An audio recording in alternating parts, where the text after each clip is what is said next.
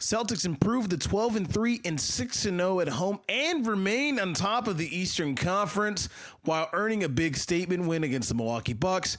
Jaylen Brown and company, meaning the bench, also stepped up and silenced the critics and haters on what they were doing, which was considered inconsistent at first, but now they showed that they can actually play well and play strong together as a cohesive unit. Allow me to introduce myself. I'm Agyekum-Harris, and you're watching Celtics Digest. But before I continue into my post-game reaction and my thoughts, if you haven't already, subscribe to Celtics Digest. We love the support you guys give us, and your support allows us and our creators to give you more content through Celtics Digest, and to give you more fun content and to talk about our favorite team here, the Boston Celtics. Now, with that out of the way, let's get into what I need to say here and what this win ultimately was. A Celtics statement win. Big win for them to get that win going in. The Celtics earning a big statement win, remaining on top of the Eastern Conference, and kind of showing the NBA world saying, hey, yes, the Bucks have Damian Lillard, Giannis too, and Chris Middleton, and a good roster. But the Celtics, we are the dominant force. We are the team to beat. And we made that very clear, especially going undefeated at home in this early part of the season, which is a big way to boost that morale, to get that home crowd watching. TD Garden is going to be a hostile place come playoff time, showing that the Bucks and all the other Eastern Conference teams saying, hey, we're no pushovers. You got to really earn your win here. And although credit to the Bucks, they did try. They did make a quick comeback, but the Celtics throughout the whole game did not let up their lead, which was almost up to 14 points and almost 20 points. So shout out to the Celtics defending home court and playing well, but we got to get into the box score and get into the gritty things of this. So Jason Tatum finished with a double-double, going 23-11 with 23 points and 11 rebounds and 4 assists. Played well, 7 for 17 from the field and 2 for 9 from the three-point line. However, his free throws, in my opinion, always is a big credit to that, going 7 for 9, probably shooting the best free throw percentage out of the whole game for the whole team. And there's an old saying that I've learned by playing basketball is that free throws win ball games. And for sure, the Celtics won this ball game with a good free throw percentage from Jason Tatum, which is great. And as a team, they went 44 from 84 and 17 from 42 and 14 from 17 from the free throw line. And that's a field goal and everything going in there. Now, moving further into the box score, we got to talk about Kristaps going with 21 points, being plus 3 and the plus and negative. And then also finishing with going 1 for 8 from the field, but just playing well. And I think being a good body, being serviceable, having 8 rebounds and giving Bobby Portis and also Brook Lopez a little trouble, which is great to see that Kristaps is doing that, doing what they brought him in here to do, is that flex, is to spread out that defense and give them a little more problems. Drew Holiday did not play well in front of his former team at home in Boston. Probably a lot of emotion there. Probably not. Maybe I think the scouting report got to them a little bit.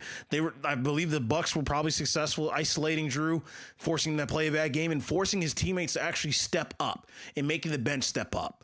So, being that said, Derek White stepped up, having 13 points and 5 assists and 4 rebounds, and then Jaylen Brown, the bowing down. We're gonna bow down to him and give him his flowers.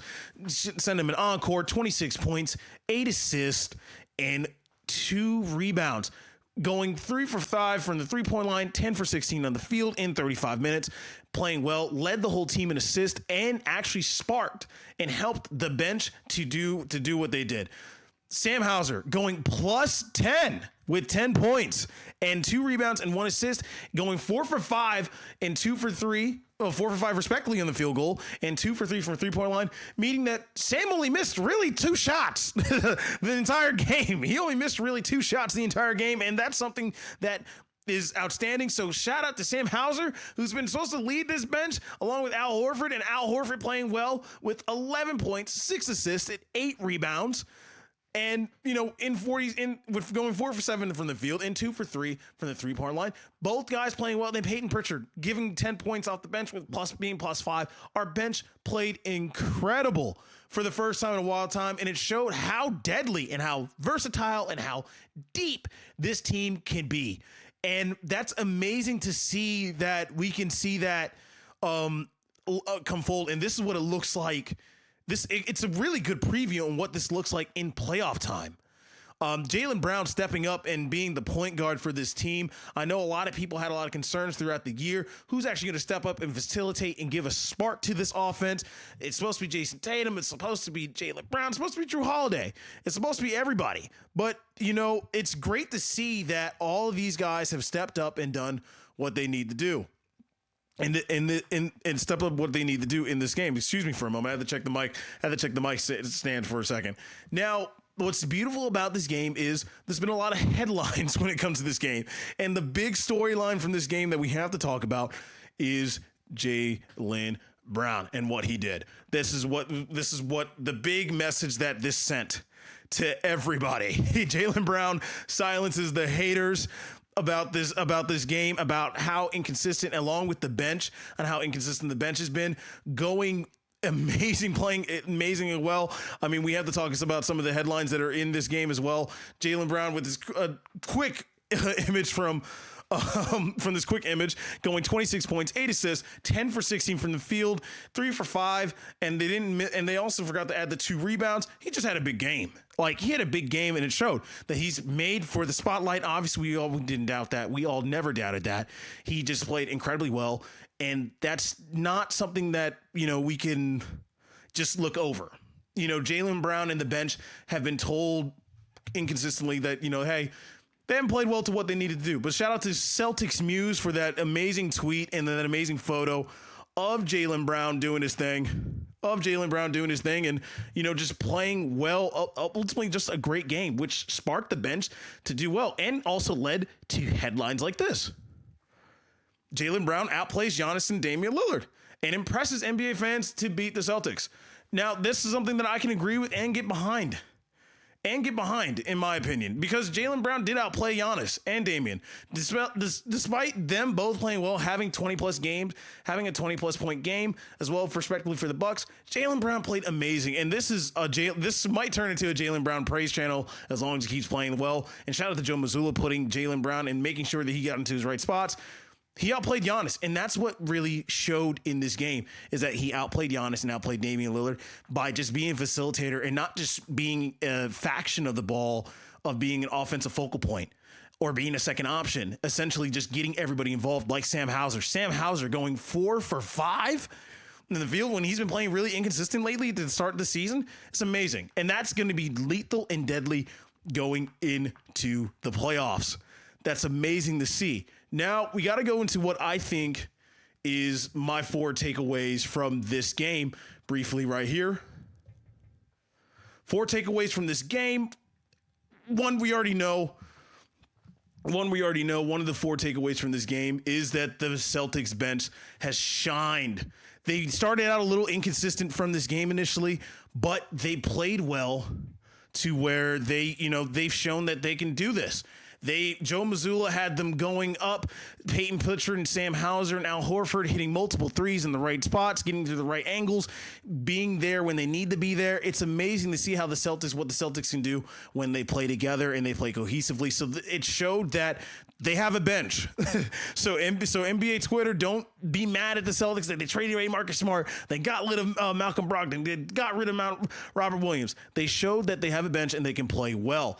Another takeaway to take from this game is Chris Middleton on the Bucks, if we're talking about enemy wise, doesn't look like the guy that can give the Celtics nightmares anymore. In the past, Chris Middleton was a lethal shooter and a long 3-and-D guy that gave the Celtics problems. Last night showed that he's not a problem. He's not a problem. We're not scared of him. We have guys that can match up with him, and they can have a lot of options that can guard him. You have Kristaps. You have Kristaps Porzingis, who can really step up and switch. He doesn't have to guard Brook Lopez all the time. He can guard Chris Middleton and give problems for him. And we can have Jason Tatum on him too. The Celtics are finally getting old enough and with enough experience enough to not be worried about Chris Middleton as a threat, and to be worried about that. Now, another final 4 takeaway from this game, and this is probably one of my last things before we have to go off, is the defense has suffocated and keeps Giannis and Lillard in check for most of that night, which is going to be crucial going into the playoffs and going deeper into the playoffs against them. Now, they both shot from 35% from the field. It's great when you can hold a team superstar down there because it's not only just about the physical aspects of the game, it's also a mental game. If another team can't get their superstar into the right spots and he can't get into a rhythm to play well and lead their team over, it's amazing. So, Joe Mazzulla, your defensive schemes is showing the shine and the projective everything, is showing everything that you can ask for from the Celtics team. And that's awesome that we can take away from that. And with that being said, talking about those 4 takeaways, being suffocated, Giannis and Dame are showing that, hey, defenses can't suffocate them, that you don't have to be super intimidated by them. Chris Middleton's no longer a nightmare problem matchup-wise for them. When you have Kristaps, you have Sam Hauser playing like he's playing well, and you have Jaylen Brown facilitating. It's an amazing thing that we saw last night, and this is just a video just giving them praise. I'm Isaac Agyekum-Harris, and you're watching Celtics Digest, and please don't forget to subscribe, and please leave your comments on the video below. I hope you guys enjoy this video, and I can't wait to see you guys soon, and happy Thanksgiving to all the Celtics fans everywhere.